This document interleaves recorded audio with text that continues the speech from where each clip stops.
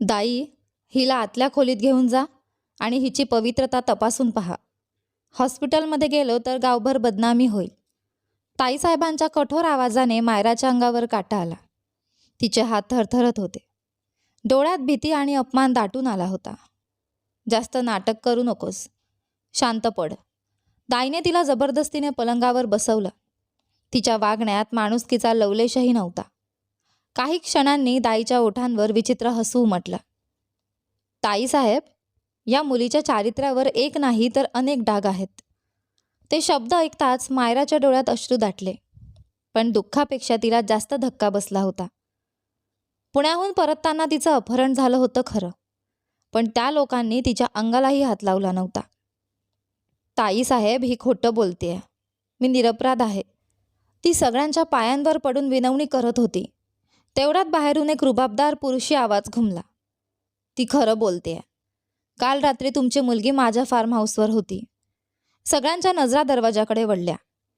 तिचं लग्न माझ्याशी लावून द्या. पहाटेच्या मंद प्रकाशाने अजून पूर्णपणे धरती व्यापली नव्हती. रात्रीचा अंधार हळूहळू मागे सरकत होता. थंडगार गावच्या वाऱ्यासोबत दूरवरच्या मंदिरातील घंटांचा आवाज वातावरणात घुमत होता. कुठेतरी आरती सुरू होती. काही लोक देवासमोर हात जोडून उभे होते, तर काही जपमाड फिरत देवाचे नामस्मरण करत होते. अशाच शांत सकाळी एक काळी मोठी गाडी राठोडांच्या वाड्याकडे येऊन थांबली. गाडीच्या आत बसलेली मायरा अजूनही सुन्न होती. तिचे डोळे अर्धवट मिटलेले, मान एका बाजूला झुकलेली. ती फक्त थकलेली नव्हती, तर आतून पूर्णपणे तुटलेली दिसत होती. जणू एका भयानक रात्रीनंतर तिचा जगावरचा विश्वासच संपला होता. ड्रायव्हरने चेहऱ्यावर काळा मास्क लावला होता. त्याने शांतपणे गाडी वाड्यासमोर थांबवली. मग उतरून मागचा दरवाजा उघडला. आदेशाप्रमाणे त्याने तिच्या शालीचा कोपरा हलकेच ओढला. उतरा, तुमचं घर आलं. त्याचा आवाज थंड होता. मायराने हळूहळू डोळे उघडले. रडून तिचे डोळे लाल झाले होते. पण घर हा शब्द ऐकताच तिच्या निर्जीव शरीरात जणू पुन्हा प्राण आले. ती कसाबसा गाडीतून खाली उतरली.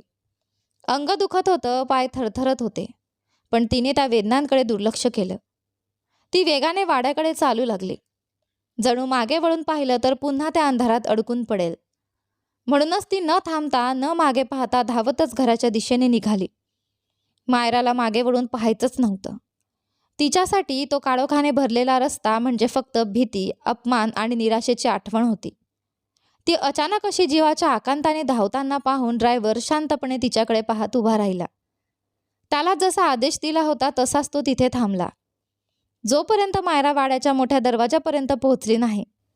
आणि घरातील कोणी बाहेर येण्याच्या आधीच त्याने गाडी भरधाव वेगाने तिथून दूर नेली. वाड्याच्या मोठ्या दरवाजावर मायराने जोरजोरात धापा मारायला सुरुवात केली. त्या शांत पहाटे तिच्या घाबरलेल्या हातांची ती धडधड संपूर्ण घरात घुमू लागली. घरातील नोकर घाईघाईने दरवाजा उघडायला आला. दरवाजा उघडताच समोर उभी असलेली मायरा पाहून तो जागच्या जागी थिजून गेला.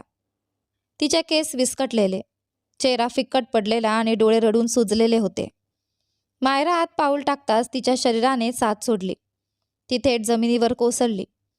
थंड संगमरवरी फरशीचा स्पर्श होताच तिने खोल श्वास घेतला.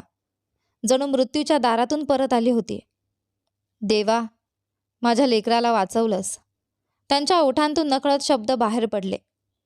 नारायण काका, घरातील जुने विश्वासू नोकर, हे सगळं पाहून घाबरून गेले. वयाच्या 60त पोहोचलेले नारायण काका मायराला लहानपणापासून वाढताना पाहत आले होते. तिला त्या अवस्थेत पाहून त्यांच्या डोळ्यातही पाणी आलं. मायरा बेटा, आता तू सुरक्षित आहेस. उठ ग माझ्या लेकरा. नारायण काकांनी तिच्या खांद्याला आधार देत तिला हळूहळू उभं केलं. पण त्यांच्या मायेच्या आवाजाने मायराचं मन आणखी भरून आलं. तिच्या डोळ्यांतून अश्रू सतत वाहत होते. मी ठीक आहे नारायण काका, ती कसंबसं बोलली. नारायण काकांनी तिला सावकाश आधार देत घराच्या आत आणलं. पण ती 2 पावलं पुढे येते न येते तोच हॉलमध्ये कडक आवाज घुमला. आलीस शेवटी तू, आवारा मुलगी. पूर्ण रात्र कुठे मौजमजा करून आली होतीस? मायराच्या अवस्थेकडे क्षणभरही न पाहता कावेरीजींनी संतापाने तिच्यावर शब्दांचे फटके मारले. त्या आवाजाने मायरा अक्षरशः दचकली. तिचा आधीच फिक्कट पडलेला चेहरा अजूनच पांढरा फकट झाला. ती काही बोलणार इतक्यात कावेरीजींनी तिचा हात जोरात पकडला आणि तिला ओढत हॉलमध्ये आणून ढकलून दिलं. त्यांच्या आरडाओरड्यामुळे घरातील सगळे बाहेर आले. रघुनाथ राठोड आणि त्यांचा मोठा मुलगा विक्रम राठोड आपल्या खोल्यांतून बाहेर आले. घरातील इतर नोकर चाकरही दरवाजा आडून हे सगळं भीतीने पाहत उभे होते. पण या सगळ्यात जर कुणी शांत आणि समाधानात दिसत होता तर तो होता आदित्य राठोड. त्याच्या डोळ्यात विचित्र समाधान झळकत होतं. पायऱ्या उतरून येणाऱ्या आपल्या वडिलांना पाहताच मायरा धावत त्यांच्याजवळ जाणार होती. तिला त्यांच्या मिठीत लपून राहायचं होतं. सुरक्षित वाटावं असं वाटत होतं, पण ती त्यांच्यापर्यंत पोहोचण्याआधीच कावेरीतांनी तिचे केस पकडून तिला मागे ओढलं. बाहेर जाताना बाबाची आठवण आली नव्हती का तुला? त्या तिचा चेहरा घट्ट पकडून संतापाने म्हणाल्या. विक्रम राठोड मात्र पायऱ्यांवर उभे राहून हे सगळं निर्विकार नजरेने पाहत होते. जणू मायरा त्यांची स्वतःची मुलगीच नव्हती. नाही नाही मोठी आई, मला खरंच माहिती नाही ते लोक कोण होते. मायरा जोरजोरात रडू लागली आणि त्या क्षणी तिला पहिल्यांदाच जाणवलं, बाहेरची ती भयानक रात्र संपली असली तरी खरी परीक्षा तर आता या घरात सुरू होणार होती. बस, आता एक शब्दही बोलू नकोस. मायराचं वाक्य पूर्ण होण्याआधीच विक्रम राठोड पुढे आले आणि त्यांनी तिच्या गालावर जोरदार थप्पड मारली. त्या फटक्याची ताकद इतकी भयानक होती की मायरा थेट फरशीवर जाऊन पडली. तिच्या ओठातून हलकी किंकाळी बाहेर पडली. तिला माझ्या हवाली करा दादा. खरं काय आहे ते मी हिच्याकडून उगाळून घेईन. कावेरी ताई संतापाने फुत्कारल्या. ही कोणासोबत पळून गेली होती? पूर्ण रात्र माझी दोन्ही मुलं हिला शोधत फिरत होती. गावाच्या कानाकोपऱ्यात माणसं पाठवली होती, पण ही सापडली नाही आणि आता सकाळी स्वतःहून परत आली. कावेरी ताईंनी मुद्दाम गोष्टी अशा रंगवून सांगितल्या की दोष फक्त मायराचाच वाटत होता. मायरा रळत रळत त्यांच्या पायांवर कोसळली. देवाची शपथ, मी निरपराध आहे. मी काहीच चुकीचं केलं नाही. रात्रभर रडल्यामुळे तिचा आवाज बसला होता. घसा कोरडा पडला होता.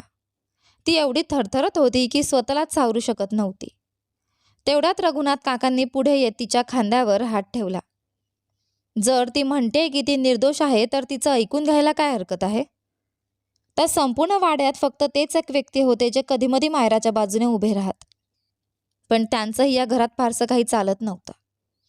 हा वाडा, ही संपत्ती, हा मान सन्मान सगळ्यावर कावेरीजींचंच राज्य होतं. अगदी विक्रम राठोड सुद्धा त्यांच्या शब्दाबाहेर जात नव्हते.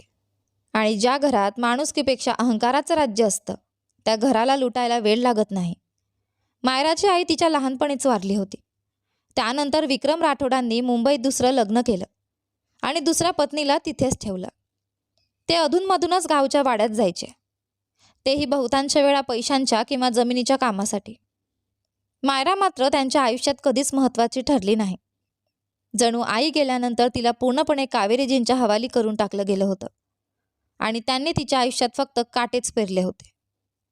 कावेरीजींना स्वतःची 3 मुलं होती, कोमल, आदित्य आणि सर्वात लहान आर्यन.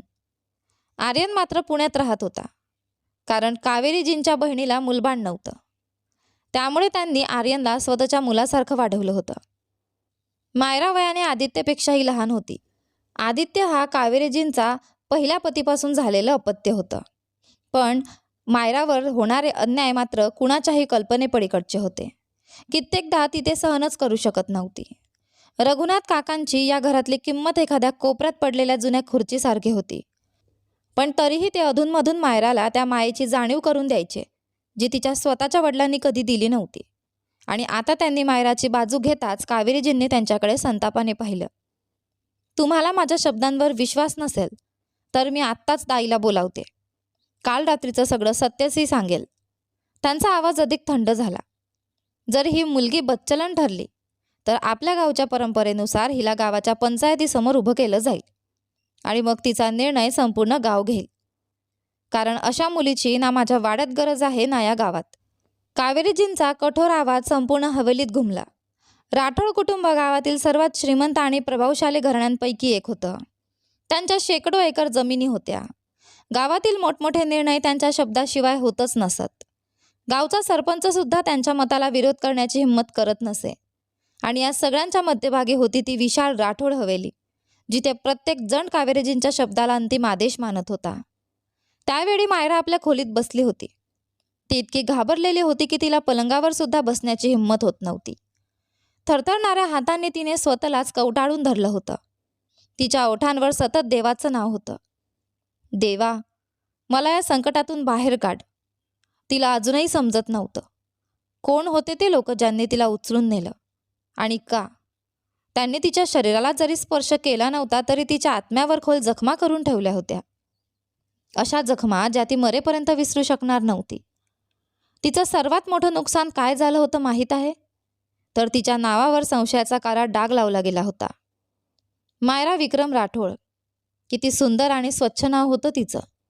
तिला तिच्या वडिलांवर खूप प्रेम होतं, पण ती कधीच त्यांच्या जवळ जाऊ शकली नाही. त्यांच्या मायेची ऊब तिला कधी मिळालीच नव्हती आणि आता तर ती शेवटची आशासुद्धा संपत चालली होती. काही वेळानंतर खोलीचा दरवाजा उघडला. कावेरी ताई दागिन्यांनी मढलेल्या थाटात आत आल्या. महागडी शाल खांद्यावर घेतलेली. त्यांच्या मागे मान खाली घालून दाई उभी होती. दाईला पाहताच मायराच्या अंगात पुन्हा भीतीची लहर उठली. तिच्या मनात ओरडून सांगावंसं वाटत होतं, मी निर्दोष आहे, मी पवित्र आहे, देव जाणतो हे. पण तिच्यावर लावलेले जाणारे आरोप, तिच्या चारित्र्याची होणारी चिरफाड, हे सगळं तिच्या आत्म्याला जाळून टाकत होतं. कावेरीजींनी थंड नजरेने तिच्याकडे पाहिलं. हीच ती मुलगी. मी बाहेर थांबते, नीट तपासून सांग किती स्वच्छ चारित्र्य आहे हिचं. त्यांच्या जळजळीत नजरा मायराच्या अस्तित्वालाच भेदून जात होत्या. मायराने घाबरत आपल्या शालीचा कोपरा घट्ट पकडला आणि ती गुडघ्याभोवती लपेटून घेतली. कावेरी आई. तिच्या थरथरणाऱ्या ओठांतून विनवणी बाहेर पडली. मोठमोठ्या डोळ्यात अश्रू दाटले होते. तिने हात जोडले. मी निरपराध आहे. माझ्यासोबत असं करू नका. कृपा करा. तिचा आवाज थरथरत होता. त्या क्षणी ती किती यातनेत होती हे फक्त देवच जाणत होता. पण समोर उभी असलेली ती कठोर स्त्री स्वतः एक आई असूनही मायराचं दुःख समजू शकत नव्हती. द्वेषाने तिचे डोळे इतके आंधळे झाले होते की एका निरागस मुलीचं आयुष्य उद्ध्वस्त करायलाही ती मागे हटत नव्हती. कावेरीजींनी मायराकडे तिरस्काराने पाहिलं आणि मग वळून बाहेर निघून गेल्या. त्यांच्या मागोमाग दाईने दरवाजा बंद करून कडी लावली. चल, पलंगावर जाऊन पड. तिचा करडा आवाज खोलीत घुमला. मायरा मात्र जागच्या जागी बसून राहिली. तिने डोळे घट्ट मिटले आणि मनोमन देवाला हाक मारली. तिला तिच्या आईची आठवण आली. ती आई जी तिला लहानपणीच सोडून गेली होती. कधी कधी काही माणसं मरून जातात, पण मागे राहिलेल्यांचं संपूर्ण आयुष्य उद्ध्वस्त करून जातात. आज जर तिची आई जिवंत असती तर मायरा अशी एकटी जळत बसली असती का? पण ती आणखी काही विचार करणार इतक्यात दाईने तिचा हात पकडून तिला जोरात ओढला आणि पलंगावर फेकून दिलं. माझ्याकडे वेळ नाही. बाहेर कावेरीताई वाट बघतायत. तिच्या आवाजात माणुसकी नव्हती, फक्त पैशांची लालसा होती. मोठमोठ्या नोटांनी तिचे डोळे झाकले होते. नको, मला खूप भीती वाटते.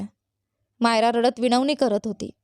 दाई तिच्या खांद्यावरची शाल खेचत होती, पण काही वेळाने मायराला समजलं तिच्या विनवण्या इथे कुणालाच ऐकू जाणार नव्हत्या. इथे फक्त आदेश पाळले जात होते. आणि मग तिने हळूच डोळे मिटले. तो तिच्या अपमानाचा शेवटचा टप्पा होता. तिच्या डोळ्यांतून गरम अश्रू सतत वाहत होते. वेदना तिच्या शरीराच्या प्रत्येक शिरेत उतरली होती. पण तिच्या अश्रूंना ना आधी कुणी किंमत दिली होती ना आता देत होतं. ती वेदनेने तडफडत राहिली आणि त्या निर्दयी स्त्रीने तिचं अस्तित्व चिरडून टाकलं. काही वेळानंतर दाई तिला तशीच निश्चित अवस्थेत सोडून बाहेर गेली. पण मायराला कल्पनाही नव्हती, खरी वादळ तर आता सुरू होणार होते. थोड्याच वेळात बाहेरून गोंधळाचे आवाज ऐकू यायला लागले. मायराचं हृदय धडधडू लागलं. दाई बाहेर जे काही सांगत होती ते ऐकून तिच्या अंगावर काटा आला. फक्त एकाने नाही, अनेकांनी हिच्यावर अत्याचार केले आहेत. मायराने अविश्वासाने समोर उभ्या असलेल्या कावेरीजींकडे पाहिलं. त्यांच्या ओठांवर एक कपटी हसू होतं. इतकं मोठं षडयंत्र फक्त तिला संपवण्यासाठी रचलं गेलं होतं आणि ती त्यात पूर्णपणे अडकली होती. हे खोटं आहे. मायराच्या तुटलेल्या आवाजात वेदना, भीती आणि असहाय्यता एकत्र मिसळली होती. हे खोटं आहे, पूर्णपणे खोटं. मायरा स्वतःचे केस मुठीत पकडून वेड्यासारखी ओढत होती. पण पुढच्या क्षणी विक्रम राठोड संतापाने तिच्याकडे आले. त्याने तिचे केस जोरात पकडले आणि तिचं डोकं भिंतीवर आपटलं. दाई खोटं बोलते. सगळं जग खोटं बोलतंय आणि फक्त तूच खरी आहेस. त्यांचा आवाज रागाने थरथरत होता. स्वतःची बदनामी झाकण्यासाठी आता निरागस बनतेस. मायराचं डोकंच फिरून गेलं होतं. तिचे थरथरणारे हात आणि समोर उभा असलेला निर्दयी बाप तिला आतून हादरवून टाकत होता. ती कसंबसं रघुनाथजींकडे मदतीसाठी जाणार होती, पण विक्रम राठोडनी पुन्हा तिच्या मानेत पकड घेत तिला जमिनीवर फेकून दिलं. आता तुझा निर्णय सगळ्या गावासमोर होईल. त्यांच्या डोळ्यात संताप नव्हता, फक्त क्रूरता होती. आज संध्याकाळच्या आत तुला गावच्या पंचायतीसमोर उभं केलं जाईल, कारण जे काही घडलं ते तुझ्या संमतीनेच झालं आहे. मायरा स्तब्ध झाली. हा तिचा बाप होता, तोच माणूस जो आपल्या इतर मुलांचे हट्ट पुरवताना कधी थकत नव्हता. पण मायरा, तिच्यासाठी त्याच्या मनात फक्त तिरस्कार होता.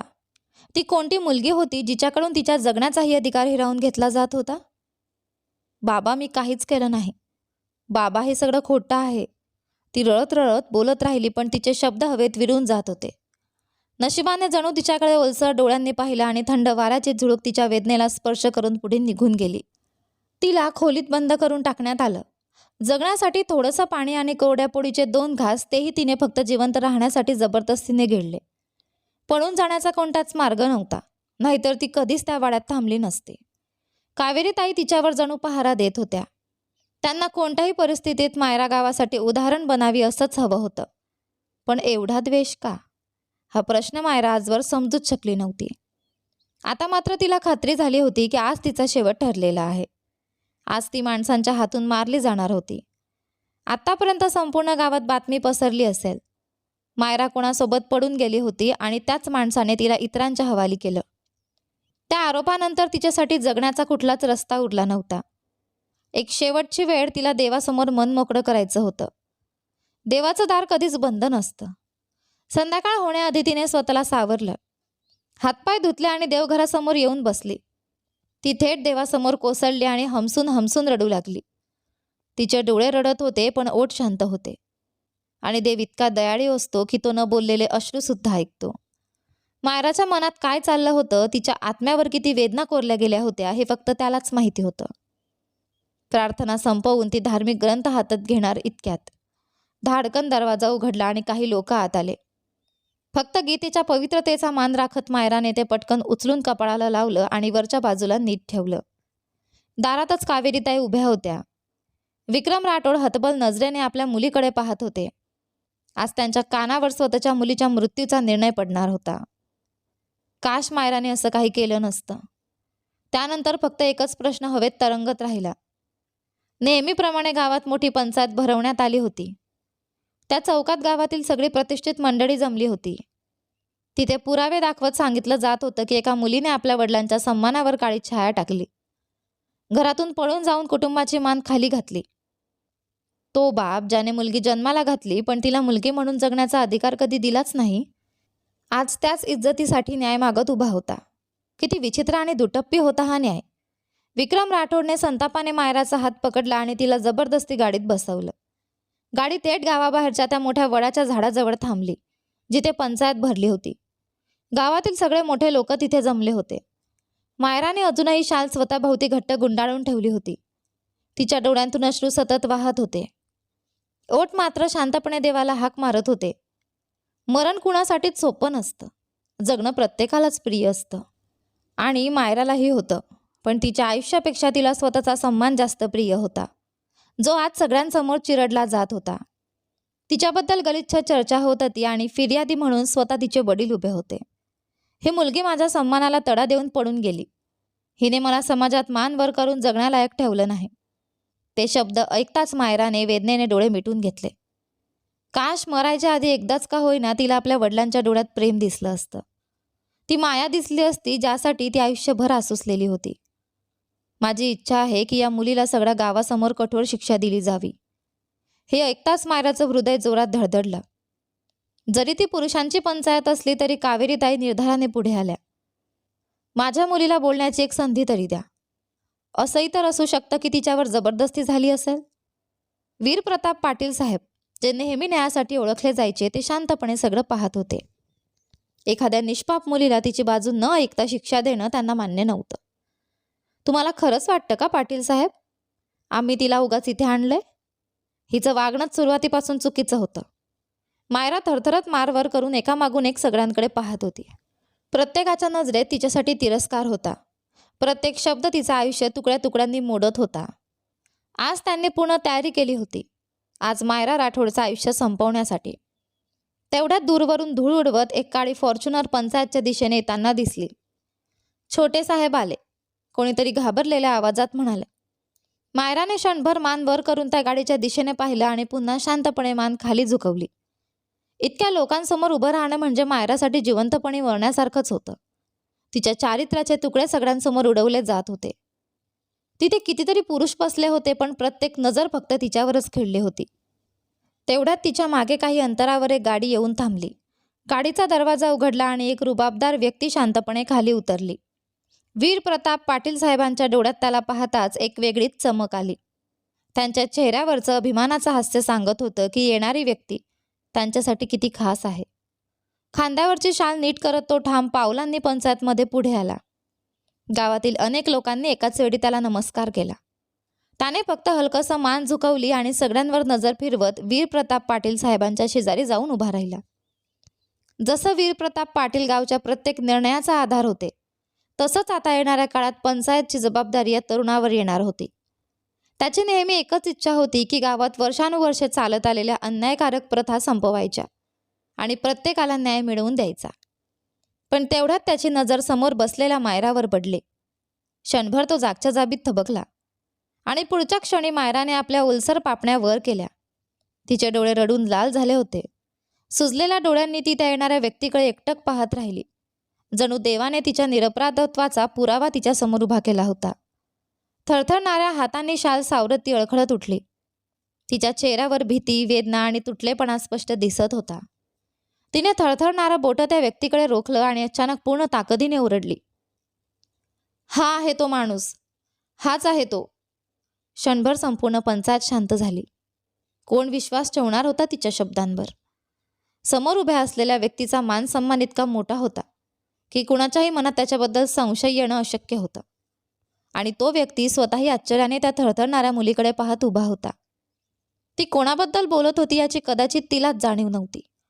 ती वीर प्रताप पाटील साहेबांचा मुलगा रुद्रप्रताप पाटील याच्यावर आरोप करत होती.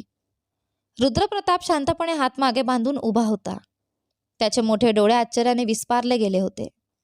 मायरा ओरडून सगळ्यांना सांगत होती, हाच आहे तो माणूस ज्याने माझं आयुष्य उद्ध्वस्त केलं. काल रात्री हाच मला त्या फार्म हाऊसवर घेऊन गेला होता. पण त्यापुढे ती काहीच बोलली नाही. ना कुठला थेट आरोप, ना कुठली तक्रार, ना तिने त्याला स्वतःच्या अब्रूचं दोषी ठरवलं. तरीही वातावरणात खळबळ उडाली होती. वीर प्रताप पाटील साहेब आश्चर्याने आपल्या मुलाकडे पाहत उठले. ही मुलगी काय बोलते रुद्र? त्यांचा आवाज आयुष्यात पहिल्यांदाच इतका कठोर झाला होता. कारण आजपर्यंत त्यांनी आपल्या मुलाकडे कधी रागाने पाहिलं नव्हतं आणि दुसऱ्यांनाही तसं करण्याची हिंमत नव्हती. रुद्र जणू एखाद्या धक्क्यातून बाहेर आला. त्याने शांतपणे सगळ्यांकडे पाहिला आणि पुढच्या क्षणी त्याच्या तोंडून निघालेल्या शब्दांनी सगळे स्तब्ध झाले.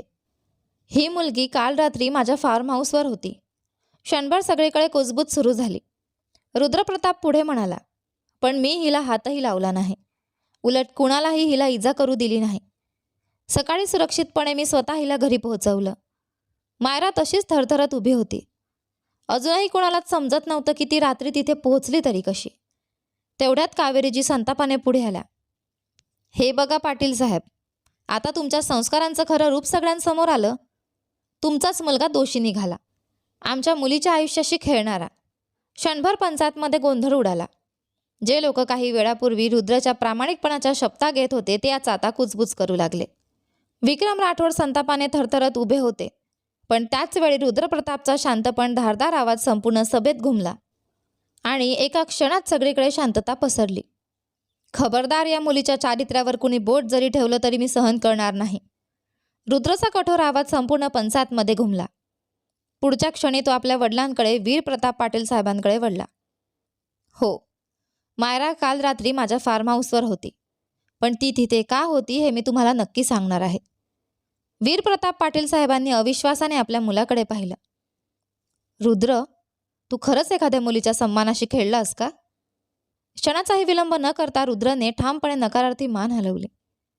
तो रुबाबदार तरुण, ज्याच्या मागे कित्येक मुली वेड्या होत्या, असं नीच कृत्य करेल यावर विश्वास ठेवणं कठीण होतं. त्याला स्वतःच्या मर्यादांची पूर्ण जाणीव होती. कुणाच्या मुलीची अब्रू लुटण्याचा विचारही तो करू शकत नव्हता. पण विक्रम राठोड संतापाने पुढे आले. मला कुठल्याही परिस्थितीत न्याय हवा आहे. माझ्या सन्मानाची धूळधाण झाली आहे. आता 2च पर्याय आहेत. एकतर या मुलीला शिक्षा दिली जाईल किंवा रुद्रप्रताप पाटील हिच्याशी लग्न करेल. त्यांनी सगळ्यांसमोर आपला निर्णय ठामपणे सांगितला. क्षणभर पंचायतमध्ये शांतता पसरली. त्या गर्दीत उभे राहून वीरप्रताप पाटील साहेबांना देखील परिस्थिती मान्य करावी लागली. इतक्या लोकांसमोर ते आपल्या मुलाची बाजू उघडपणे घेऊ शकत नव्हते. आणि मायराची अवस्था पाहून रुद्र सगळं समजून गेला होता. ती भीतीने थरथरत होती. तिचे ओठ सतत कापत होते. रडून रडून डोळे लाल झाले होते आणि त्या लाल डोळ्यात रुद्रप्रतापसाठी प्रचंड तिरस्कार भरलेला होता. पंचायतमधून निर्णय जाहीर झाला. न्यायानुसार आता रुद्रप्रताप पाटीलला मायरा राठोडशी विवाह करावा लागेल. रुद्र शांतपणे बसून राहिला. हा निर्णय त्याला मान्य होता की नाही कुणालाच समजलं नाही. पण त्या क्षणी तो काहीही बोलून मायराला मृत्यूसारखी शिक्षा मिळू देऊ शकत नव्हता. तिचा जीव वाचवण्यासाठी त्याने शांतता स्वीकारली. थोड्याच वेळात गावातील पुजाऱ्याला बोलावण्यात आलं. कावेरीताईंनी कधीच विचार केला नव्हता की खेळ असा उलटा फिरेल. ज्या मुलीला त्या आयुष्यभर आपल्याखाली दाबून ठेवणार होत्या तीच आता पाटील घराण्याची सून बनणार होती. त्यांच्या चेहऱ्यावरचा राग स्पष्ट दिसत होता. मंदिरासमोर छोटेखानी लग्नाची तयारी झाली. पवित्र अग्नी पेटवण्यात आला. मंत्रोच्चार सुरू झाले. मायराला रुद्रप्रतापच्या शेजारी बसवलं गेलं. तिचे हात थरथरत होते. पुजाऱ्याने दोघांकडे पाहिलं. तुम्हा दोघांना हा विवाह मान्य आहे का? रुद्रप्रतापने शांतपणे होकार दिला. मायराने काही क्षण डोळे मिटले आणि मग अत्यंत हळू आवाजात संमती दिली. क्षणात 7 फेरे पूर्ण झाले. रुद्रप्रतापने तिच्या गळ्यात मंगळसूत्र बांधलं आणि तिच्या कपाळात कुंकू भरलं. त्या एका क्षणात मायराचं आयुष्य पूर्णपणे बदललं. ती आता त्या व्यक्तीच्या नावाची झाली होती ज्याच्यामुळे तिचं आयुष्य उद्ध्वस्त झालं होतं. जो तिला त्या रात्री फार्म हाऊसवर घेऊन गेला होता. तरीही एक गोष्ट ती मनातून मान्य करत होती. रुद्रप्रतापने तिच्या सन्मानाला हात लावला नव्हता. पण त्याच्यामुळे आज ती सगळ्यांसमोर बदनाम झाली होती. आणि ही वेदना तिच्यासाठी कमी नव्हती. तिने मनोमन ठरवलं ती कदाचित हे सगळं सहन करेल. पण रुद्रप्रतापला कधीच माफ करणार नाही. काही वेळाने तिला गाडीकडे नेण्यात आलं. तिच्या जाण्याने कुणाच्याही चेहऱ्यावर दुःख नव्हतं. कोणी तिला थांबवलं नाही. ना कुणाच्या डोळ्यात माया होती. एक नोकर गाडीचं दार उघडून बाजूला झाला. मायरा शांतपणे आत जाऊन बसली. डोळे मिटून तिने हलकेच देवाचे आभार मानले. कारण काही झालं तरी आज तिचा जीव वाचला होता. देवाने आज तिची लाज राखली होती. आणि मायराला आता खात्री वाटू लागली होती की एक दिवस असा नक्की येईल जेव्हा ती स्वतःच्या सन्मानावर लागलेला हा काळा डागही धुवून काढेल. बराच वेळ निघून गेला. नंतर दरवाजा उघडण्याचा आवाज झाला आणि मंद परफ्यूमचा सुगंध गाडीत दरवळला. रुद्रप्रताप येऊन पुढच्या सीटवर ड्रायव्हरजवळ बसला. एकदाही मागे वळून त्याने मायराकडे पाहिलं नाही. पण मायराचं हृदय जोरात धडधडत होतं. तिच्या डोळ्यांसमोर अंधारी यायला लागली होती. सतत चक्कर येत होती. सकाळपासून तिने नीट काही खाल्लं पिल्लं नव्हतं आणि दिवसभर झालेल्या मानसिक छळाने ती पूर्णपणे थकून गेली होती. डोका हातात धरत ती सीटला टेकली आणि हळूहळू तिचे डोळे मिटले. काही क्षणांतच ती पूर्ण बेशुद्ध झाली. पण एक गोष्ट खरी होती. या क्षणी तिच्या चेहऱ्यावर भीती नव्हती. होता तो फक्त थकलेला शांतपणा. इतक्या वेदनांतरही तिच्या मनाला एखाद्या खोल शांततेचा स्पर्श झाला होता. थोड्याच वेळात गाडी एका मोठ्या हवेलीसमोर येऊन थांबली. रुद्रप्रताप खाली उतरला. त्याने मागचं दार उघडला आणि काही क्षण मायरा बाहेर येण्याची वाट पाहत उभा राहिला. पण ती हललीही नाही. त्याने वाकून आत पाहिलं. मायरा सीटला टेकून बेशुद्ध पडली होती. क्षणभर त्याच्या चेहऱ्यावर चिंता उमटली. त्याने हलकेच तिचे गाल थोपटले. मायरा. पण ती शुद्धीवर आली नाही. त्या छोट्याशा तुटलेल्या मुलीकडे पाहताना रुद्रप्रतापला पहिल्यांदाच तिची मनापासून दया आली. जरी ही त्यांची पहिली भेट नव्हती तरी आज तिच्या चेहऱ्यावर दिसणारी वेदना त्याच्या मनाला अस्वस्थ करत होती. त्याने अलगद तिला आपल्या बाहूंमध्ये उचलून घेतलं. मायराचं छोटंसं अस्तित्व त्याच्या मजबूत मिठीत हरवून गेलं आणि तिला तसंच घेऊन तो हवेलीच्या आत आला. पण आत काय वादळ उठणार आहे याची त्याला कल्पनाही नव्हती. हवेलीचा माहोल एका क्षणात हादरून गेला. सौदामिनी पाटीलबाई मायराला पाहताच जागच्या जागी थबकल्या. ही मुलगी कोण आहे आणि हे सगळं काय चाललंय? जरी सकाळपासून काही बातम्या त्यांच्या कानावर आल्या होत्या तरी त्यांनी थेट आपल्या मुलाच्या डोळ्यात पाहून प्रश्न विचारला.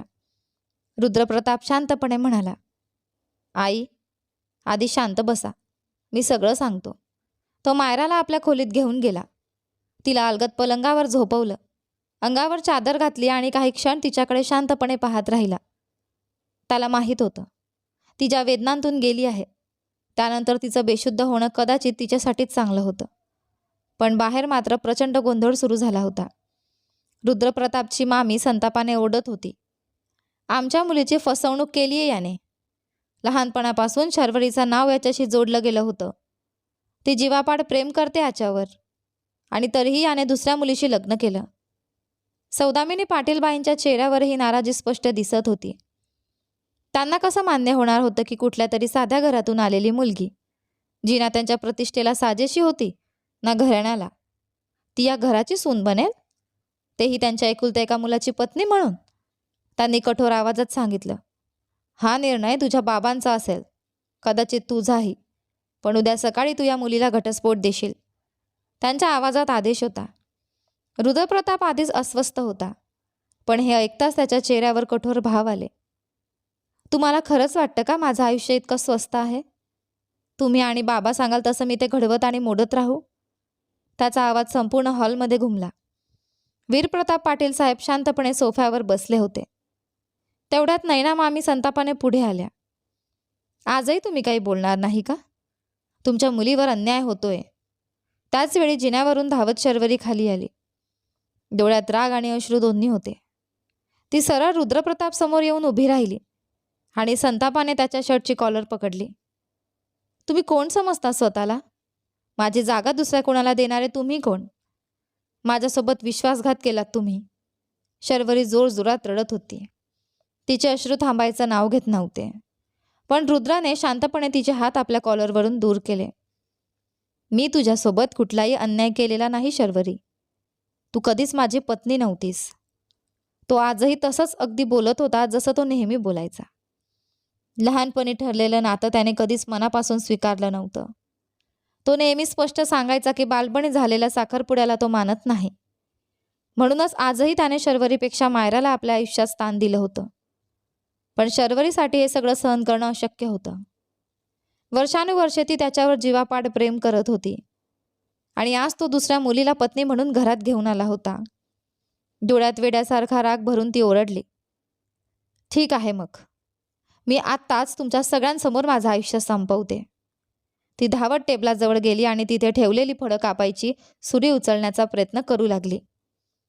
रुद्रप्रताप मात्र शांतपणे तिच्याकडे पाहत उभा राहिला. सौदामिनी पाटीलबाई घाबरून तिच्याकडे धावल्या. नैना मामी किंचाळत तिच्या मागे गेल्या. तेवढ्यात हवेलीच्या मुख्य दरवाजातून वीरप्रताप पाटील साहेब आत आले आणि समोरचं दृश्य पाहून जागच्या जाबीत थबकले. जबरदस्त गोंधळ उडाला होता. शर्वरीचा धाकटा भाऊ हेमंत तिला आवरायचा प्रयत्न करत होता, पण ती सतत किंचाळत होती. माझ्या मृत्यूला जबाबदार फक्त हा माणूस असेल. याने दुसऱ्या मुलीला बायको म्हणून घरात आणला आहे. ती संतापाने रुद्रकडे पाहत होती. तुम्ही माझ्यासोबत खूप मोठा विश्वासघात केला आहे. आज मी मरून दाखवेन तुम्हाला. रागाच्या भरात तिने ती सुरी स्वतःच्या मनगटावर फिरवली. सुदैवाने जखम फार खोल नव्हती. हेमंतने पटकन तिच्या हातातून सुरी हिसकावून दूर केली. शर्वरी, वेडी झाली आहेस का तू? तो ओरडला. पण शर्वरीच्या किंकाळ्या संपूर्ण हवेली हादरवत होत्या. नैना मामींचे शाप, शेखर मामांचा संताप, सौदामिनी पाटीलबाईंचा राग आणि या सगळ्या गोंधळात रुद्रप्रताप मात्र शांत उभा होता. वीरप्रताप पाटील साहेबांनी कठोर आवाजात सगळ्यांना वास्तवाची जाणीव करून दिली. जर रुद्राने मायराशी लग्न केलं नसतं तर आज त्या मुलीला समाजाने जिवंतपणे मारलं असतं. ती त्याच्यामुळे बदनाम झाली होती. पण सौदामिनी पाटीलबाईंचा राग काही कमी होत नव्हता. अहो, तुम्ही सहज सांगू शकला असता की ती मुलगी स्वतःहून आपल्या मुलाकडे आली होती. कुठल्याही प्रकारे तुम्ही रुद्राला वाचवू शकत होतात. त्या अजूनही संतापाने बोलत होत्या. पण रुद्राने शांतपणे मान हलवली आणि एक शब्दही न बोलता आपल्या खोलीकडे निघून गेला. खाली जे नाटक व्हायचं होतं ते झालंच होतं. आता त्याला फक्त त्या मुलीकडे लक्ष द्यायचं होतं, जी जन्मापासून दुर्दैव घेऊन आली होती आणि आज त्याच दुर्दैवामुळे त्याच्या खोलीत त्याच्या पलंगावर बेशुद्ध पडली होती. कदाचित तिलाही कल्पना नव्हती की तिच्या येण्याने या घरात किती वादळ उठलं आहे. रुद्रप्रताप पलंगाच्या काठावर बसला. एका कोपरावर भार देत तो शांतपणे मायराच्या चेहऱ्याकडे पाहू लागला. मिटलेले डोळे, लांब सडक पापण्या, फिकट पडलेले ओठ, अश्रूंनी भिजलेला चेहरा आणि चेहऱ्यावर विस्कटलेले केस. क्षणभर तो तिच्याकडे बघतच राहिला. मग नकळत त्याने तिच्या चेहऱ्यावर आलेले केस अलगद बाजूला सारले. तिचं अंग तापाने फणफणत होतं. त्याने बाजूला ठेवलेल्या जगातून पाणी घेतलं आणि हलकेच तिच्या चेहऱ्यावर शिंपडलं. मायराचे ओठ हलकेसे थरथरले. ती हळूहळू डोळे उघडण्याचा प्रयत्न करू लागली, पण खोलीतील तेज प्रकाश सहन झाला नाही. तिने कमकुवतपणे हात डोळ्यांवर ठेवला. उठ, थोडंसं काहीतरी खाऊन घे. तुझी तब्येत ठीक नाही. मग औषध घे. रुद्रप्रतापचा आवाज तिच्या कानावर पडताच ती दचकली. क्षणात त्याचा हात झटकून ती घाबरत पलंगावरून दूर सरकली. माझ्याजवळ येऊ नका, ती थरथरणाऱ्या बोटाने त्याला इशारा करत म्हणाली. रुद्रप्रताप काही क्षण तिच्याकडे पाहत राहिला आणि मग हलकंसं हसला. मी तुला उठून मला मिठी मार असं नाही सांगितलं, फक्त जेवण कर म्हणालो. मला इथे राहायचं नाही, मला माझ्या घरी सोडून या. मायरा उठण्याचा प्रयत्न करू लागली, पण रुद्रने तिचा हात पकडून तिला पुन्हा हलकेच बसवलं. तुझी तब्येत ठीक नाही, हट्ट करू नकोस. त्याचा आवाज गंभीर होता. मायराने झटकन आपला हात सोडवून घेतला. डोळ्यात संतापाने अश्रू भरले होते. तुम्ही गुंड आहात, लोकांचं आयुष्य उद्ध्वस्त करणारे. तुमच्यामुळे माझ्यावर आरोप झाले, तुमच्यामुळे मला बदनाम केलं गेलं. ती वेदनेने रडत होती आणि रुद्रप्रताप फक्त शांतपणे तिच्याकडे पाहत होता. तुम्ही माझं आयुष्य उद्ध्वस्त केलं आहे. मायराच्या गळ्यात हुंदका अडकला होता. अश्रूंनी तिचा आवाज थरथरत होता. रुद्रप्रताप तिच्या चेहऱ्यावर उमटलेल्या वेदना पाहत होता आणि नकळत त्यालाही अपराधी वाटू लागलं. हे पूर्ण सत्य नाही आहे मायरा, मी तुला सगळं सत्य सांगणार आहे, तो तिच्याजवळ जाण्याचा प्रयत्न करत म्हणाला. पण ती घाबरून पटकन पलंगावरून खाली उतरली. मला काहीच ऐकायचं नाही, तुम्ही इथून निघून जा, मी काही ऐकणार नाही. ती रडत होती. इतक्या जोरात रडत होती की खोली साऊंडप्रूफ नसती तर तिचा आवाज संपूर्ण हवेलीत घुमला असता. रुद्रप्रतापचा संयम तुटत चालला होता, पण त्या क्षणी तिच्यासमोर राहणं योग्य नाही हे त्यालाही जाणवलं. तो शांतपणे खोलीतून बाहेर निघून गेला. हवेलीच्या बाहेर पडण्याआधी त्याने नोकराणीला स्पष्ट सांगितलं की तिच्या खोलीत जेवण ठेवा, ती खाईपर्यंत पुन्हा पुन्हा आग्रह करा आणि औषधही वेळेवर द्या. त्यानंतर त्याने सिगारेट पेटवली आणि गाडी शहराच्या रस्त्यांवर बेधुंदपणे चालवत राहिला. आजच्या आधी त्याने मायराला कधीच अशा अवस्थेत पाहिलं नव्हतं आणि नकळत त्याच्या मनात 2 महिन्यांपूर्वीचा तो दिवस उभा राहिला, जेव्हा त्याने मायराला पहिल्यांदा पाहिलं होतं. ती एखाद्या थंडगार वाऱ्याच्या झुळकीसारखी त्याच्या आयुष्यात आली, एखाद्या गुलाबी बाहुलीसारखी, जिचं प्रत्येक हावभाव नाजूकपणाने घडवल्यासारखा होता. आणि त्या दिवशी पहिल्यांदाच रुद्रप्रतापला जाणवलं होतं, त्याने आजवर इतकी सुंदर आणि निरागस मुलगी कधी पाहिली नव्हती. पहिल्यांदाच एखादी मुलगी त्याच्या मनावर इतका खोल परिणाम करत होती. ती पहाटेच्या पहिल्या किरणासारखी होती. त्या सकाळी तो हवेलीच्या मागच्या नदीकाठी फेरफटका मारायला आला होता. अजून सूर्य पूर्णपणे उगवला नव्हता. वातावरणात हलकी थंडी होती. तेवढ्यात नदीकाठी असलेल्या छोट्याशा फुलबागेतून ती बाहेर येताना त्याला दिसली. तिच्या हातात रंगीबेरंगी फुलं होती, खांद्यावर शाल, डोक्यावर हलकासा ओढणीचा पदर आणि चेहऱ्यावर एक विचित्र उदासी. रुद्रप्रताप जागच्या जागी थांबला. नदीकाठावरून येणारे थंड वारे दोघांनाही स्पर्श करत होते. तो एका बाजूला उभा होता आणि मायरा दुसऱ्या बाजूला, पण ज्या तल्लीनतेने तो तिच्याकडे पाहत होता त्याच तल्लीनतेने ती आपल्या हातातल्या फुलांकडे पाहत होती. त्या फुलांचा सुगंध वातावरणात दरवळत होता. रुद्रप्रतापने मागे उभ्या असलेल्या आपल्या विश्वासू नोकराला हाक मारली. राजेश, तू या मुलीला ओळखतोस का? राजेशने मान खाली घालत उत्तर दिलं, नाही साहेब, मी हिला ओळखत नाही. रुद्रप्रताप पुन्हा तिच्याकडे पाहू लागला.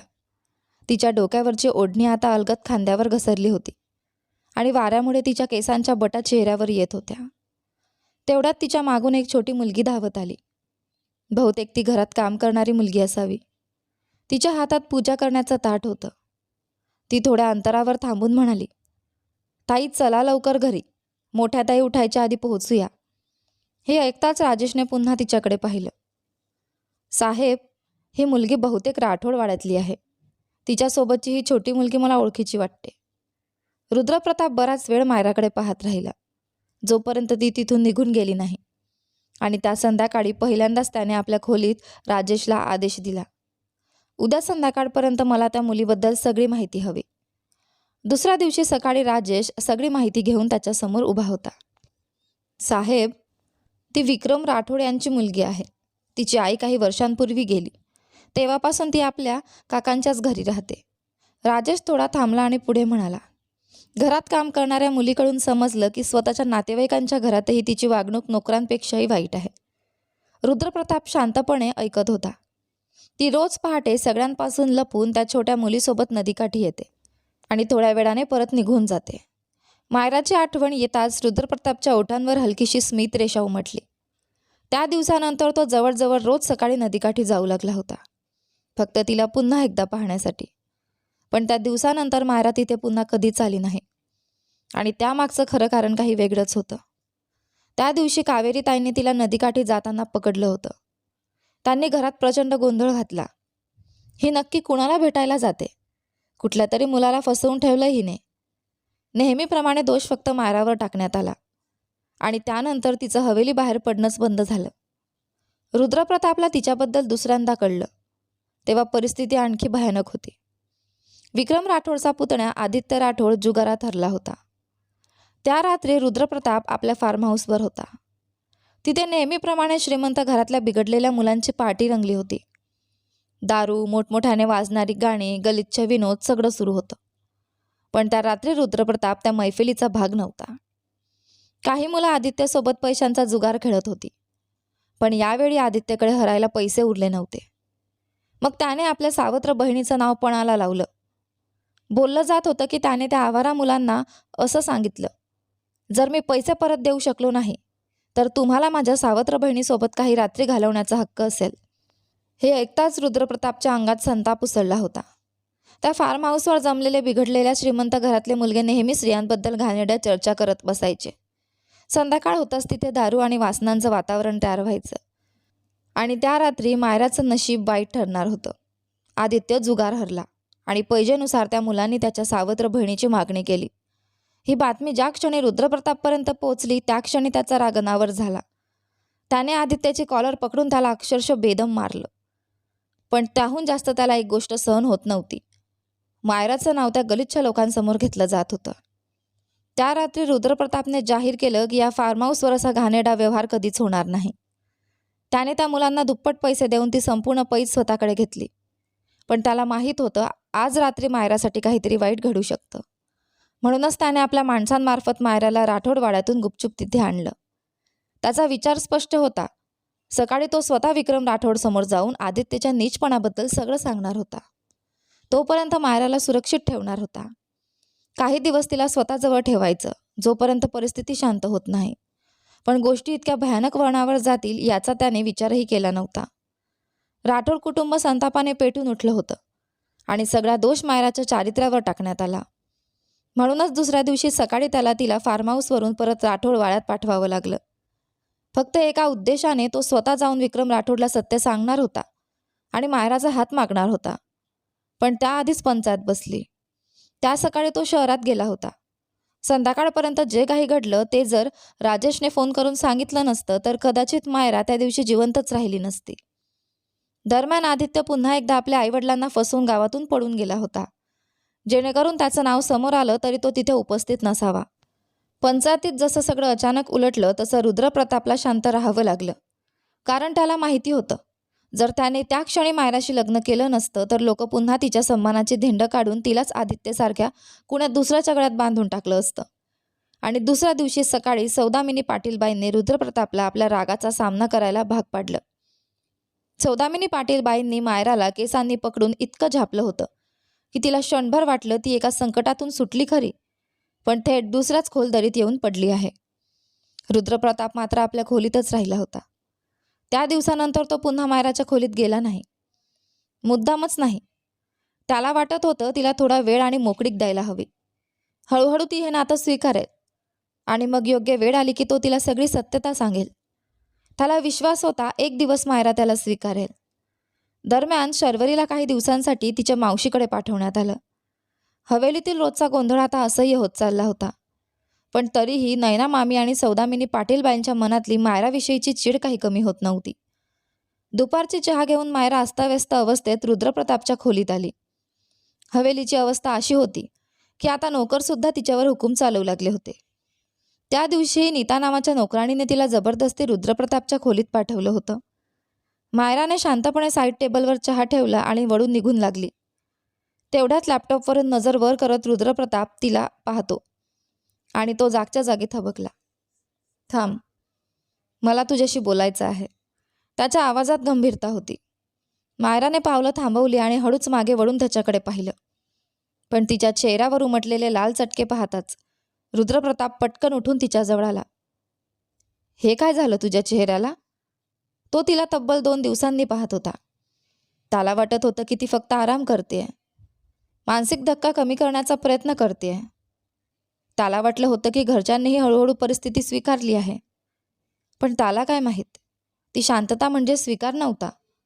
ती शांतता होती मायराला इतकं अपमानित करण्याची योजना की ती स्वतःहून रुद्रप्रतापच्या आयुष्यातून निघून जाईल. काही नाही, काहीच नाही झालं मला. मायरा घाबरत मागे सरकली. पण रुद्रप्रतापने तिच्या कमरेभोवती हात टाकत तिला पुन्हा आपल्याजवळ ओढलं. माझ्यापासून दूर जाण्याचा प्रयत्न करू नकोस, समजलं? त्याचा आवाज दाबलेल्या रागाने भरलेला होता. तो तिच्या चेहऱ्याकडे पाहत पुन्हा विचारू लागला, मला सांग, कुणी मारलं तुला? आणि तेवढ्यात मायराच्या डोळ्यांतून अश्रू वाहू लागले. तुमचा माझ्यावर काहीच हक्क नाही. तुम्ही तर माझा तमाशाच बनवला आहे. मला इथे आणून सगळ्यांच्या हातून मरायला सोडलंय. ती रडत ओरडली. तुमच्यामुळे मी जगण्यालायक राहिले नाही. क्षणात रुद्रप्रतापचा चेहरा कठोर झाला. त्याने तिचा हात घट्ट पकडला आणि तिला घेऊन खोलीबाहेर निघाला. मायरा घाबरून थरथरू लागली. रुद्रप्रतापच्या आवाजाने हवेलीतील सगळे नोकर, घरचे सगळे लोक हॉलमध्ये जमा झाले. सौदामिनी पाटीलबाई आपल्या मुलाकडे पाहत संतापाने म्हणाल्या, आता हा कसला नवीन तमाशा आहे रुद्र? रुद्रने थेट आईकडे पाहिलं. मम्मा, मला सांगा, माझ्या बायकोवर हात कुणी उचलला? त्याने माझी बायको हे शब्द इतक्या हक्काने उच्चारले की मायरा स्वतःही थबकली. तेवढ्यात शर्वरी, तिची लहान बहीण निधीचा हात धरून हॉलमध्ये आली. तिला आता समजलं होतं ती हरली आहे, पण ही हार इतकी भयानक असेल याची तिने कल्पनाही केली नव्हती. रुद्रप्रताप पुन्हा गरजला. मी विचारतोय, रुद्रप्रताप पाटीलच्या पत्नीवर हात कुणी उचलला? त्याचा आवाज इतका कठोर होता की संपूर्ण हवेली हादरली. सौदामिनी पाटीलबाई संतापाने पुढे आल्या. मी मारलं तिला, कारण ती त्याच लायकीची आहे. क्षणात रुद्रप्रतापने आईकडे पाहिलं. त्याच्या डोळ्यात पहिल्यांदाच संताप स्पष्ट दिसत होता. तुम्ही खूप मोठी चूक केली आहे. त्याचा आवाज शांत पण धोकादायक होता. आजपासून कुणीही माझ्या बायकोवर हात उचलणार नाही. सौदामिनी पाटीलबाईंना क्षणभर वाटलं त्यांचा मुलगा वेडा झाला आहे. आणि मायरा, ती अविश्वासाने रुद्रकडे पाहत होती. तिच्यासाठीही कुणीतरी उभं राहत होतं. पहिल्यांदाच कुणीतरी तिच्यासाठी भांडत होतं. पुढच्या क्षणी रुद्रने मायराला आपल्या जवळ ओढलं. त्याने सगळ्यांकडे रोखून पाहिलं आणि ठाम आवाजात म्हणाला, सगळ्यांनी कान उघडे ठेवून ऐका. ही रुद्रप्रताप पाटीलची पत्नी आहे. हिच्याकडे बोट दाखवणं म्हणजे माझ्याशी वैर घेणं. क्षणभर शांतता पसरली आणि मग त्याने मायराकडे पाहत पुढचं वाक्य उच्चारलं, आणि जर कुणाला वाटत असेल की ही प्रेमाच्या लायकीची नाही, तर लक्षात ठेवा, रुद्रप्रताप पाटील तिच्यावर प्रेम करतो. तो पहिल्यांदाच इतक्या स्पष्टपणे प्रेमाची कबुली देत होता. कदाचित स्वतःलाही आजवर हे पूर्णपणे समजलं नव्हतं. त्याला फक्त एवढंच वाटायचं, तिला पाहणं त्याला आवडतं. पण या 2 दिवसात या नात्याशी जोडला गेल्यानंतर त्याला समजलं होतं तो मायराला गमावू शकत नाही. मायरा मात्र स्तब्ध उभी राहिली. अविश्वास, धक्का, वेदना सगळं तिच्या डोळ्यात होतं. आणि पुढच्या क्षणी रुद्रप्रतापने तिला अलगत मिठीत घेतला आणि पूर्ण हक्काने तिला पुन्हा आपल्या खोलीत घेऊन गेला. त्या दिवशी रुद्र मायराच्या जखमांवर अलगत फुंकर घालणाऱ्या मलमासारखा तिच्यासमोर उभा होता आणि मायरा फक्त रडत होती. बाहेर लोकांच्या मनात कितीही राग घुसमत असला तरी त्या क्षणी रुद्रप्रताप फक्त तिच्यासोबत होता. तिच्यावर झालेला अन्याय तो सहन करू शकत नव्हता. तो हळूवार तिच्या ओठांवर ओठ टेकवत तिच्या सगळ्या वेदना स्वतःमध्ये सामावून घ्यायचा प्रयत्न करत होता. त्या रात्री मी तुझं अपहरण केलं नव्हतं मायरा.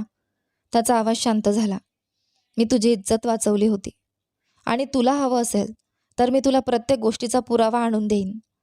मायरा शांतपणे त्याचं बोलणं ऐकत होती. जरी तिने स्वतःची शपथ घेतली होती की ती या माणसावर कधीच विश्वास ठेवणार नाही, तरीही आज ती त्याच्याकडे पाहत होती, त्याचं ऐकत होती. कदाचित तिला आश्चर्य वाटत होतं. जिचा सगळे तिरस्कार करतात अशा मुलीवर कोणी इतकं प्रेम कसं करू शकतं? रुद्रप्रताप तर तिच्यासमोर पूर्णपणे हरला होता. त्याने अलगद तिच्या मऊ बोटांना आपल्या ओठांनी स्पर्श केला. पहिल्यांदाच तो इतका शांत, इतका असहाय्य वाटत होता. मग तो पुढे सरकला आणि प्रेमाने तिचे विस्कटलेले केस सावरू लागला. मी तुला सगळे पुरावे आणून देईन, पण एक गोष्ट मान्य कर. तू रुद्रप्रताप पाटीलची पत्नी आहेस. त्याने तिच्याकडे खोल नजरेने पाहिलं. मी तुझा रक्षक आहे मायरा. आता कुणालाही तुझ्यावर अन्याय करू देणार नाही.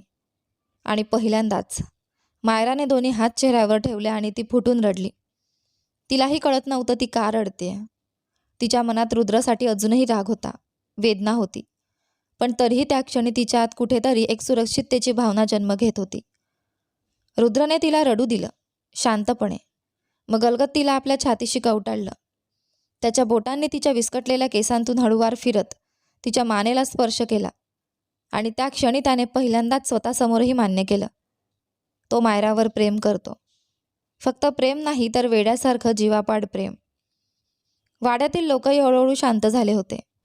कदाचित त्यांनाही समजलं होतं की आता या नात्याला तोडण्याचा दुसरा मार्ग उरलेला नाही. पण तरीही रुद्रने वीरप्रताप पाटील साहेबांशी बोलून एक निर्णय घेतला. तो मायराला घेऊन शहरात राहायला जाणार होता. त्याला तिला या द्वेष, अपमान आणि भीतीच्या वातावरणापासून दूर न्यायचं होतं. पण त्याने स्वतःशी एक वचनही केलं होतं की तो एक दिवस परत हवेलीत येईल. तेव्हा जेव्हा मायरा स्वतःच्या पायांवर आत्मविश्वासाने उभी राहील, जेव्हा तिला लोकांशी लढता येईल, जेव्हा ती स्वतःचा हक्क मिळवण्यासाठी सक्षम बनेल. वीरप्रताप पाटील साहेबांनीही मनापासून त्याला परवानगी दिली. दुसऱ्याच दिवशी शहरात शिफ्ट होण्याची तयारी सुरू झाली. रुद्रप्रतापचा फ्लॅट आधीपासूनच तयार होता. तो आधी मित्रांसोबत तिथे राहत असे, पण यावेळी तो आपल्या पत्नीसोबत तिथे जाणार होता. मात्र तिथे जाण्याआधी त्याला एक हिशोब चुकता करायचा होता आणि म्हणूनच तो मायराला घेऊन पुन्हा राठोड वाड्यात आला. मायराने हलक्या नारिंगी रंगाचा सुंदर पंजाबी ड्रेस घातला होता. डोक्यावर नीट घेतलेला दुपट्टा आणि रुद्रप्रतापच्या हट्टामुळे केलेला हलकासा मेकअप. ती अजूनही त्याच्यापासून थोडी घाबरत होती. त्याच्याशी मोकळी झाली नव्हती आणि रुद्रनेही अजून आपल्या प्रेमाचा संपूर्ण वेडेपणा तिला दाखवला नव्हता. पण त्या दिवशी तो तिला पूर्ण हक्काने हातात धरून राठोड वाड्यात घेऊन आला. कावेरीजींचा चेहरा संतापाने लाल झाला. त्यांनी स्वप्नातही विचार केला नव्हता की नशीब इतक्या लवकर त्यांना उत्तर देईल. कारण फक्त 2 दिवसांपूर्वी त्यांनी स्वतःची मुलगी अमृता एका राजस्थानी मुलासोबत घरातून पडून गेली होती. फक्त या भीतीने की तिची आई तिच्यासोबतही तसंच वागेल जसं ती मायरासोबत वागणार होती. रुद्रप्रतापला नेहमी वाटायचं देव प्रत्येक अन्यायाचा हिशोब घेतो. आणि आज त्याला विक्रम राठोड समोर सगळं सत्य उघड करायचं होतं. विक्रम राठोड मायराला पाहताच संतापाने पुढे आले. तिला पुन्हा इथे का आणलंयस तू? ते मायराकडे धावले. पण रुद्रने क्षणात त्यांची कॉलर पकडत त्यांना मागे ढकललं. त्याच्या डोळ्यात इशारा होता, खबरदार. रुद्रप्रताप पाटीलच्या पत्नीवर हात उचलायचा विचारही कोणी करू नये. पहिल्यांदाच मायरा त्या सगळ्यांकडे हसत पाहत होती, कारण तिच्या बाजूला उभा असलेला माणूस तिच्यासाठी लढत होता. आणि जेव्हा एखादा पुरुष स्त्रीच्या पाठीशी ठामपणे उभा असतो तेव्हा तिच्या चेहऱ्यावर आत्मविश्वास आपोआप उमटतो. आणि मायराही आज तसंच हसत होती. पुढच्या क्षणी रुद्रप्रताप सरळ घराच्या आत गेला आणि काही सेकंदात आदित्यला कॉलरला पकडून ओढत बाहेर घेऊन आला. आदित्यच्या चेहऱ्यावर भीती स्पष्ट दिसत होती, कारण आज सगळ्यांसमोर खरं सत्य उघड होणार होतं. आज जे सत्य समोर येणार होतं ते सगळ्यांच्या पायाखालची जमीन हलवणारं होतं. रुद्रप्रतापने आपल्या खिशातून रिव्हॉल्वर काढली आणि जमिनीवर पडलेल्या आदित्यच्या डोक्यावर रोखली. त्याच्या डोळ्यात प्रचंड संताप होता. मी फक्त 10 आकडे मोजेन. त्याआधी खरं सांगितलं नाहीस तरी ते सगळ्यांसमोर गोळी घालीन तुला. त्याचा आवाज इतका थंड होता की तिथे उभ्या प्रत्येकाच्या अंगावर काटा आला. ही धमकी नव्हती, कारण रुद्र पाटील काय करू शकतो हे सगळ्यांना माहीत होतं. तो आदित्यच्या मानेवर पाय ठेवून उभा होता. आदित्यचे आईवडील घाबरून पुढे आले. हा खोटं बोलतोय, सोडा माझ्या मुलाला. आदित्य तडफडत ओढत होता, पण रुद्रप्रतापच्या कठोर इराद्यांसमोर त्यांचं काहीच चालत नव्हतं. रुद्राने आकडे मोजायला सुरुवात केली. 1, 2, 3. तो कदाचित 8पर्यंतच पोहोचला असेल. तेवढ्यात आदित्य भीतीने किंचाळला. हो हो, मी मायराचा सौदा केला होता. मीच तिला विकायला तयार झालो होतो. क्षणात सगळीकडे शांतता पसरली. कावेरीजी 2 पावलं मागे सरकल्या. विक्रम राठोड, घरातील सगळे लोक अवाक होऊन उभे होते. मायराही स्तब्ध झाली. हे सत्य तिच्यासाठी पहिल्यांदाच समोर येत होतं. तिच्या डोळ्यांतून वाहणारे अश्रू त्या क्षणी फार वेगळे होते. आदित्य थरथरत सगळं सांगत होता. त्याने कबूल केलं, त्याला मायराचा अपमान करायचा होता. पण मायराने त्याच्या गालावर थप्पड मारली होती आणि त्याच थप्पडीचा बदला घेण्यासाठी त्याने तिचं आयुष्य उद्ध्वस्त करण्याचा प्रयत्न केला. क्षणात रुद्रप्रतापने आदित्यची मान पकडली आणि त्याला ओढत मायरासमोर आणून उभं केलं. त्याचा आवाज कठोर झाला. आज तू थकेपर्यंत याच्या चेहऱ्यावर थपडा मारणार आहेस. मायराने एक क्षणही विचार केला नाही. तिने थरथरणारा हात वर केला आणि मग दोन्ही हातांनी आदित्यच्या चेहऱ्यावर जोरजोरात थपडा मारायला सुरुवात केली.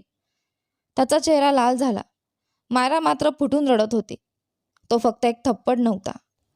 तो आवाज होता एका तुटलेल्या मुलीचा, एका अपमानित स्त्रीचा, एका अशा मुलीचा जिला स्वतःच्या घरात कधी न्याय मिळालाच नाही.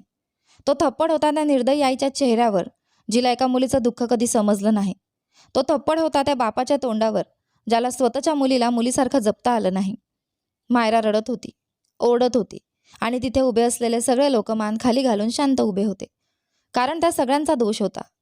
मायराचं आयुष्य उद्ध्वस्त करण्यात प्रत्येकाचा वाटा होता. त्या दिवशी कुणालाही माफ न करता प्रत्येकाशी नातं तोडून मायरा रुद्रप्रताप सोबत त्या घरातून बाहेर पडली. गावाशी जोडलेल्या सगळ्या वेदनादायक आठवणी मागे सोडून आता तिच्यासमोर फक्त नवीन रस्ता होता आणि त्या रस्त्याचा शेवटी उभा होता तो माणूस जो तिच्यासाठी प्रेमाने आयुष्य सजवून वाट पाहत होता. रुद्राने पूर्ण हक्काने तिचे हात आपल्या हातात घेतले. मायराने अलगद डोकं त्याच्या खांद्यावर टेकवलं आणि रुद्राने हळूवार तिच्या कपाळावर ओठ टेकवले. कदाचित हीच देवाची कृपा होती, ज्याने त्यांना एकमेकांच्या आयुष्यात आणलं. शहरात पोहोचता पोहोचता संध्याकाळ झाली होती आणि मायरासाठी ती संध्याकाळ आयुष्यातली सर्वात सुंदर संध्याकाळ ठरली. ती आपल्या नवऱ्याचा हात घट्ट धरून त्या सुंदर सजवलेल्या घरात प्रवेश करत होती. त्या घरात जिथे आता कुणीही तिच्यावर हात उचलणार नव्हतं. त्या घरात आता कुणी टोचून बोलणारं नव्हतं, कुणी अपमान करणारा नव्हता, कुणी तिच्या अस्तित्वावर प्रश्न उभे करणारा नव्हता. मायराने हळूच खोलीत पाऊल ठेवलं आणि क्षणात ती थबकली. संपूर्ण खोली सुंदर लाल गुलाबांनी सजवलेली होती. हलका सुगंध हवेत दरवळत होता. ती अवाक होऊन सगळीकडे पाहत राहिली. तिचं हृदय वेगाने धडधडत होतं. रुद्रप्रताप मात्र बाहेरच थांबला होता. आत एक ब्युटिशियन आधीपासूनच उपस्थित होती. तिने मायराच्या हातात गडद मरून रंगाची साडी दिली. आजवर मायराने कधी साडी नेसली नव्हती. ब्युटिशियनच्या मदतीने तिने साडी नेसली. केसांमध्ये मोगऱ्याचा गजरा मांडला आणि पहिल्यांदाच ती आपल्या नवऱ्यासाठी सजत होती. आज ती रुद्रप्रताप समोर त्याच्या पत्नीच्या रूपात उभी राहणार होती. हलका सुंदर मेकअप, कपाळावर छोटीशी कुंकवाची टिकली, गळ्यातलं मंगळसूत्र. आरशात स्वतःकडे पाहताना तिच्या मनात एक वेगळीच हुरहुर उठली. क्षणभर ती स्वतःलाच ओळखू शकली नाही. तिच्या ओठांवर नकळत हसू उमटलं. तिने अलगद आपल्या हातातल्या गजराला स्पर्श केला आणि तेवढ्यात दरवाजा लगेच उघडला. रुद्रप्रताप आत आला. त्या क्षणी जणू वेळ थांबली. संपूर्ण जग शांत झालं होतं आणि तिच्यासमोर उभा होता तो देखणा पुरुष, ज्याच्यासाठी कितीतरी मुली वेड्या होत्या. पण आज तो फक्त तिच्यासमोर उभा होता. रुद्रप्रताप हळूच तिच्यासमोर गुडघ्यावर बसला. त्याच्या डोळ्यात प्रेम भरून आलं होतं. रुद्रप्रताप पाटीलच्या प्रेमात तुझं स्वागत आहे मायरा. त्याचा आवाज इतका हळवा होता की मायराच्या डोळ्यात पुन्हा पाणी आलं. आज ती इतकी सुंदर दिसत होती की रुद्रप्रताप काही क्षण फक्त तिच्याकडे पाहतच राहिला. जणू ती त्याच्या आयुष्यातील सर्व दुःख विसरण्यासाठीच सजली होती. मायराने अलगद पुढे होत त्याच्या कपाळावर ओठ टेकवले आणि पुढच्या क्षणी ती त्याच्या खांद्यावर डोकं ठेवून रडू लागली. रुद्राने तिच्या डोळ्यांवर अलगद चुंबन घेतलं. आजपासून तुझ्या डोळ्यात अश्रू पाहायचे नाहीत मला. त्याचा आवाज प्रेमाने भरलेला होता. मायरा मात्र त्याच्या जवळकीने लाजून नजर खाली घालून उभी राहिली. रुद्रप्रतापने अलगद तिचे हात आपल्या हातात घेतले. त्या सुंदर सजलेल्या रात्रीत प्रेमाचे नवे स्वप्न जन्म घेत होते. बाहेर शहराच्या दिव्यांची चमक होती. आत दोन धडधडणारी मनं होती आणि त्या दोघांमध्ये हळूहळू एक सुंदर विश्वास जन्म घेत होता. रुद्रप्रतापने मायराला अलगद आपल्या मिठीत घेतलं. त्या मिठीत सुरक्षितता होती, प्रेम होतं आणि आयुष्यभर साथ देण्याचे वचनही. त्या रात्री मायराला पहिल्यांदाच जाणवलं, ती आता एकटी नाही. तिच्यासोबत असा माणूस आहे जो तिच्या मनाचाही रक्षक आहे आणि तिच्या आत्म्याचाही. खूप मोठ्या संघर्षानंतर देवाने तिच्या आयुष्यात अखेर सुखाची पहाट पाठवली होती. कारण प्रत्येक कठीण काळानंतर एक सुंदर नवी सुरुवात नक्कीच येते. तर आपली ही कथा इथे संपली आहे. आशा आहे तुम्हाला आपली ही संपूर्ण कथा आवडली असेल. कशी वाटली मला कमेंट करून नक्की सांगा. सोबत व्हिडिओला लाईक करा, शेअर करा, चॅनलवर नवीन असाल तर सबस्क्राईब करा आणि हो, नोटिफिकेशन बेल नक्की दाबा, जेणेकरून येणाऱ्या पुढील व्हिडिओची अपडेट तुम्हाला सर्वात आधी मिळेल. धन्यवाद.